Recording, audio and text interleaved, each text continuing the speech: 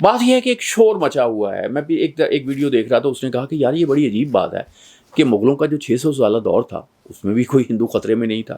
اس کے بعد انگریز جو 200 سال حکمرانی کرتے رہے اس میں بھی کوئی ہندو خطرے میں نہیں تھا. اور اس کے بعد یہ کوئی 2-3 اشرے جو ہیں, کانگریس جو ہے وہ بھی حکمرانی کرتی رہی, اس میں بھی ہندو خطرے میں نہیں تھا.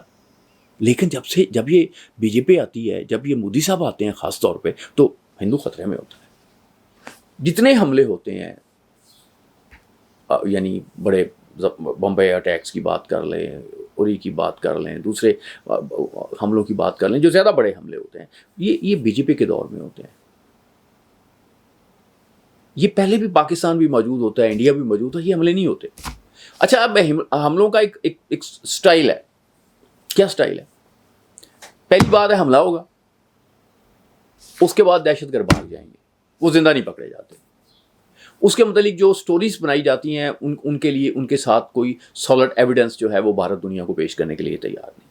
اب تو بھارت ویسے ہی کوئی وہ اس چکر میں نہیں پڑتا. یہ بھی پہلگام کا جو اس میں ذرا ان کا ایٹیٹیوڈ دیکھیں. انہوں نے نہیں کوئی کہا کہ یار تفتیش کرو یہ بندے کیسے آ گئے, اچھا چلیں جی ہم مان لیتے ہیں, جو آپ کہتے ہیں اس کو مان لیتے ہیں. لیکن پھر آپ ایک بات تو مانیں نا کہ آپ نااہل ہیں.